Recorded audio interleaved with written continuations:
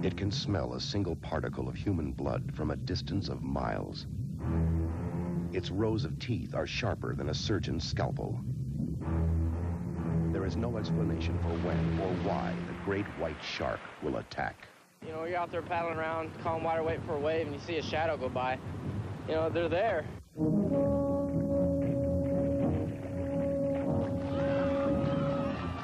Since the original Jaws was released more than a decade ago, the public's fear of sharks has been fueled by news reports of attacks off both coasts of the United States. A week ago, a young man lying on his surfboard on Monterey Bay was attacked and killed. 12 shark attacks have been reported in Florida waters, bringing the total since January to 19. His blood-stained surfboard with an 18-inch section bitten out of it was found. There he is! With the release of Jaws: The Revenge, sharks are back in the news. The film focuses on man's growing obsession with great whites and their growing obsession with us.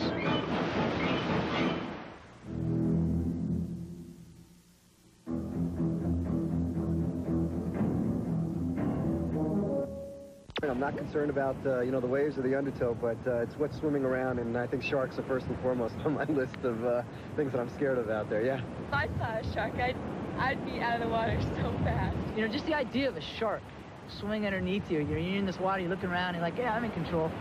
No way, man. Sharks are born with a set of deadly jaws. Already, these baby teeth could rip up a pound of flesh in seconds. This medium-sized great white was captured off Montauk, Long Island. Measuring in at close to 17 feet and weighing 2,800 pounds, it was caught ripping 100-pound chunks of meat from a whale carcass. Imagine what a 25-foot, 2-ton shark could do with its lethal set of jaws.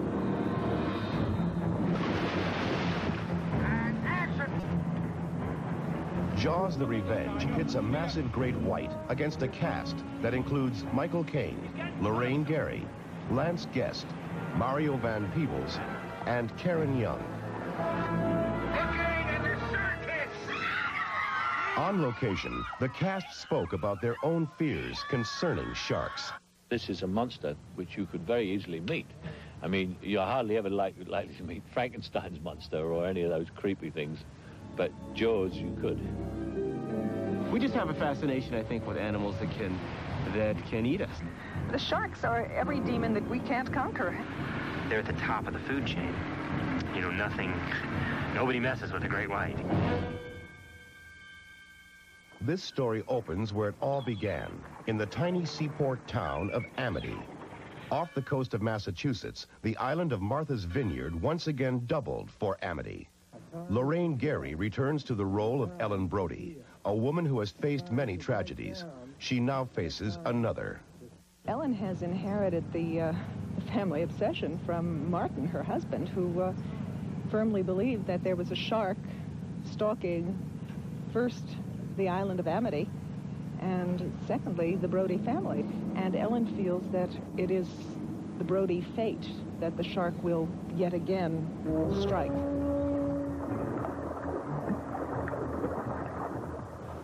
The film's first bloody attack was staged offshore, where the cast and crew spent many hours in the frigid Atlantic waters.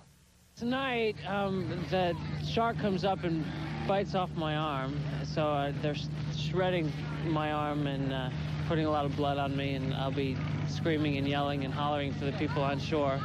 It's just a little segment that'll probably take 4 hours and about 3.5 seconds on the screen. And action!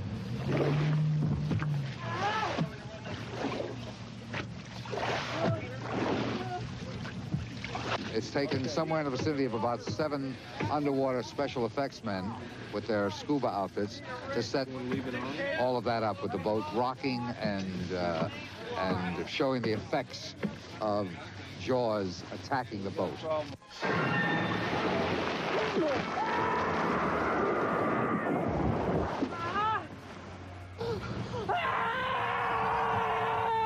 That's the cut. Beautiful fish. Every time they do the effect, something new happens, and you're kind of looking into the dark water, and all of a sudden, a big explosion happens, or you know, in your mind, the fish comes out, and it is pretty scary. The film company traveled from Martha's Vineyard to Nassau, where Ellen retreats to be with her son Michael and his family to forget the tragedy she left behind in Amity. On the way, Ellen meets an offbeat character named Hoagie Newcomb. What makes the plane go up and down? Oh, that's easy. You go like this, and the houses get bigger. He's not a shark hunter, he's a pilot. Then you go like this, and the houses get bigger. He's a sort of stock Hollywood character, of which I've not played very many. And, you know, the old guy who knows everything and done everything. A couple more passes, I'll buy my own airplane, maybe even my own airline. Michael Caine had an interesting reason for choosing to play the role. It's gone back to human beings, because I don't think that you can get terror in a film unless you've got believable people. You're all I have left. I don't want you working in the water. Ellen's fears focus on her son Michael, a marine biologist. Mom, what I do is perfectly safe. Michael and his Bahamian partner Jake study common sea life until they come upon an amazing discovery. We got a big fish down here, Mom. Oh, yeah? How big?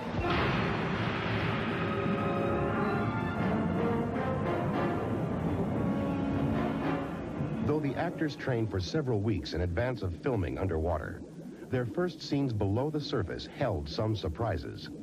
They're in a foreign environment. They have been told a couple of times on the surface what to expect, what we're going to do, what the scenes are. And then they get down there and all these things are happening. There's a lot of people surrounding them.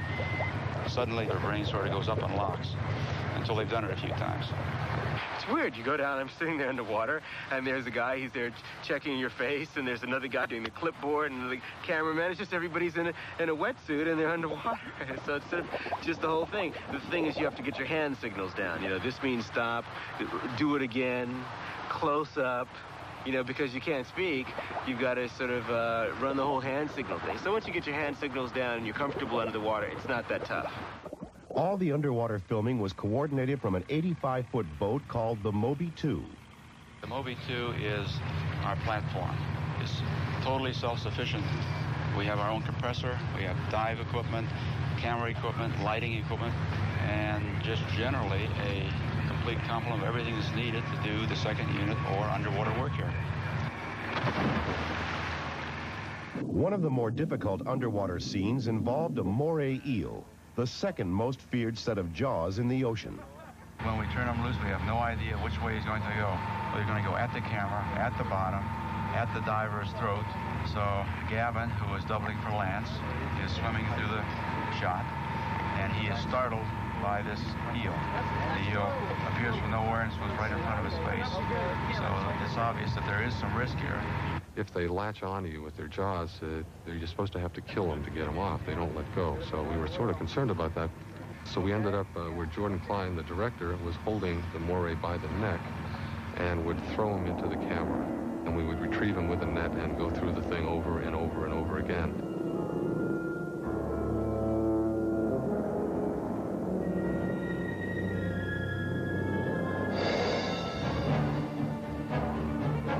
As dangerous as the moray proved to be, it couldn't compare to the larger danger that lurked in the Bahamian waters.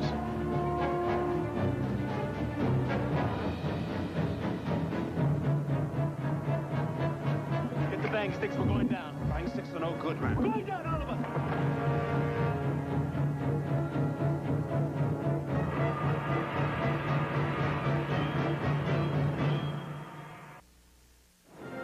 Michael, we got us a great white. Now we're going to do us some real research for it. We don't know a whole lot about sharks, and we know even less about great whites because nobody wants to, you know, here, let me take your temperature. It's a very, very old fish. I mean, it's like almost from the dinosaur age. As a survival machine, they've been around for hundreds of millions of years, unchanged, simply because they don't need to adapt anymore. There are many mysteries surrounding the great white shark. For Jaws: The Revenge, the filmmakers set out to reveal new secrets about this amazing creature. Dr. John McCosker was brought on as a consultant. No one knows how many white sharks there are.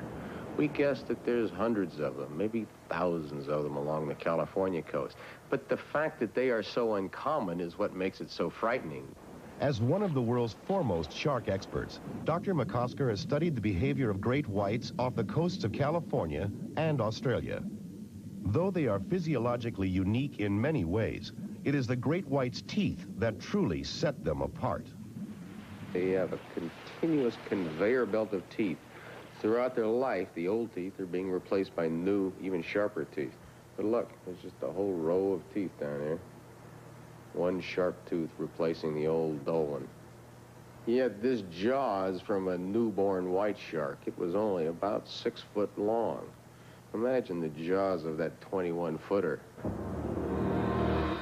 We've done experiments where we've put out bait in the water, and then we've had an opportunity to watch the shark before the attack. They spend some time swimming from down current, sniffing, looking, working up current, stalking their prey. Once they make up their mind to attack, they rush up at it, take one massive bite out of it, lift it out of the water, usually shake it once or twice, drop it in the water, and then they swim away. Then they'll come back and finish it off. Some of the make-believe horrors of man-eating sharks as portrayed in the motion picture Jaws have become a reality in recent weeks along the northern coast of California. The coastal area where most of the attacks have taken place has been called the Red Triangle. Many of the great white's recent victims have been surfers. Marine biologists speculate that sharks are mistaking surfers for sea lions. This test footage shows how, from below the surface, a paddling surfer looks much like a sea lion. In Jaws: The Revenge, a great white strikes very close to shore. According to Dr. McCosker, this scenario is not all that extraordinary. People have been attacked in water no deeper than their waist. In fact, when you see the white shark fin in the films, that's exactly what happens in real life. It's happened right here off San Francisco. Guy was killed in 1959, right under the Golden Gate Bridge. He was wading from offshore when the shark took him. It was a white. One of the most horrific attacks in this film involves Ellen Brody's granddaughter. Can I go on the banana boat? Margaret's going. She's with her mother. Oh, boy. Oh, boy. For filming, this complex scene was divided in half, with the onshore portion staged first. Stand by for picture. We're rolling. Hey, Mark. And scream! I hear my mother-in-law scream her name, and I look over and I see her, and I follow her where she's looking to, and I see the fin of this shark. And I have to run into the water and save her.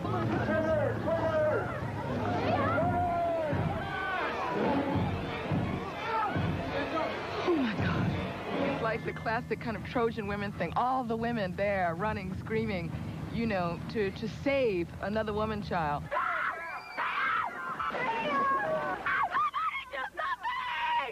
It's the women against the shark.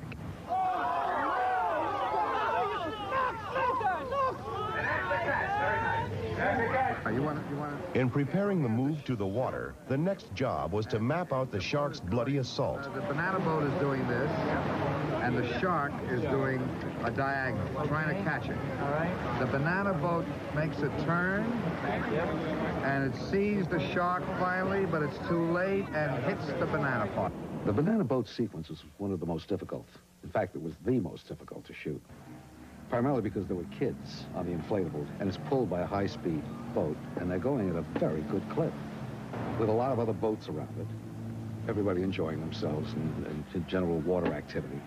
And a 4,000-pound shark has to come through the water, cut the path of the banana boat, and go for one of the kids.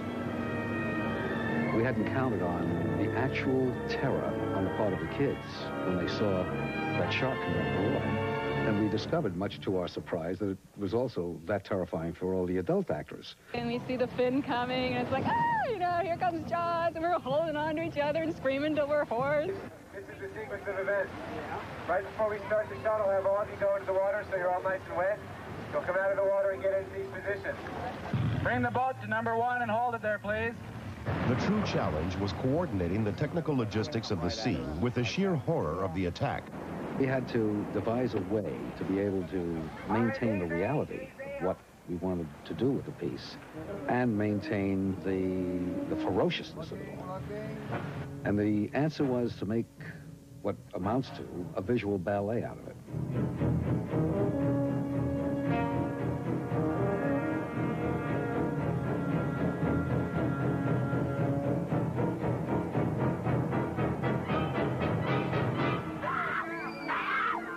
And as such, you get a much more frightened experience simply because you're able to slow down all of the elements to a point where you can digest it better, if that's the word to use. In Jaws: The Revenge, the deadly great white cannot be stopped. Finally, the battle becomes personal as Ellen Brody sets out to defeat him. We would like to keep the question open, frankly, as to whose revenge we're really talking about, the sharks or Ellen's. It's almost a psychological story of obsession and denial and courage on everyone's part. There she is. That's her right there. Is that what I think it is? Holy Christ! Hang on to your socks, lads. All the characters are drawn together for this final confrontation between man and shark. For filming the ultimate showdown, the cast and crew spent numerous days in the unpredictable Bahamian seas. The biggest difficulty at sea is that nothing stays in the frame too long. You'll line a shot up, and suddenly, by the time all the lights are fixed and the adjustments are made and the actors are ready and we're all rehearsed, everything has drifted completely out of range. Ellen, start using this pump. Because of the difficulties involved in shooting on the high seas, a separate crew at Universal Studios in Hollywood built 2 tanks for filming the more technically complex scenes. One of the world's largest indoor tanks was built on a soundstage at the studio. The 30-foot deep tank held over 1 million gallons of water and was designed so the Jaws underwater crew could maneuver their equipment with ease and perfect the more difficult scenes. A shipwreck was built to duplicate a real one that was used in the Bahamas. The tanks give you a much more controlled environment. You can control your lighting. It's easier to communicate with people. And there were so many complicated things that all had to happen at once. This was the place to do it. Outside, a crew of 75 built a 3 million gallon tank designed to house the special equipment that was needed in the final attack scene. It took 24 hours to fill this, the largest tank in Hollywood. Next, crews painted a colossal backdrop to match the tropical Bahamian sky. Several shades of blue paint were used to capture the true effect. At the same time, dyes were tested to transform the water to the colors of the Caribbean. Oh, it's bloody cold, isn't it? What happens in a movie is like if you get wet, all right, so you get out. What happened with me is I got wet in the Bahamas, and now I'm back here in some very cold water. And so weeks later, they're still pouring water over you because you were wet in the scene. The big difference here is try and keep the blue dye out of your hair because the water's dyed blue to be the same color as the Caribbean. An 11,000-pound boat was lowered into the water and prepared for destruction in the most vicious shark attack yet seen. With all the elements in place, the crew was set to shoot the film's horrifying climax. Okay, here we go. We're rolling. Ready to go. Start the wave machine.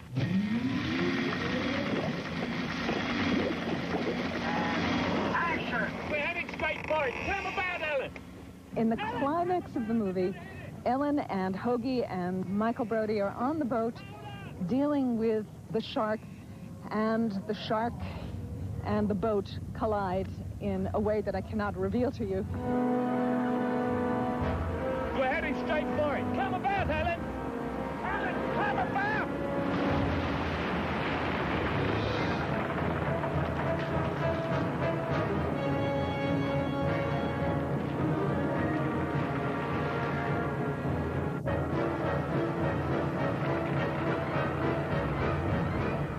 think people are drawn to the Jaws films primarily because of the intense identification with that primal terror that's in all of us about being eaten alive in the middle of an ocean that we can't somehow swim fast enough away from.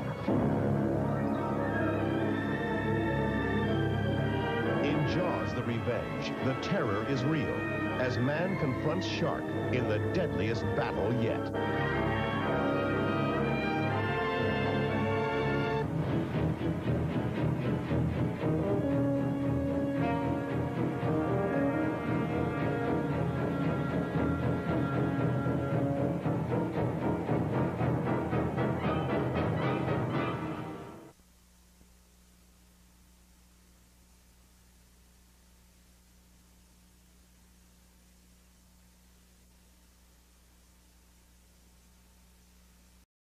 Guys, thanks so much for watching. If you enjoyed the video, please be sure to subscribe to our YouTube channel where you can learn about Jaws, sharks, movie making and everything in between. Also be sure to follow us on Facebook, Twitter, TikTok and Instagram, and be sure to check out our website, thedailyjaws.com. Until next time, we drink to your legs. Farewell and adieu.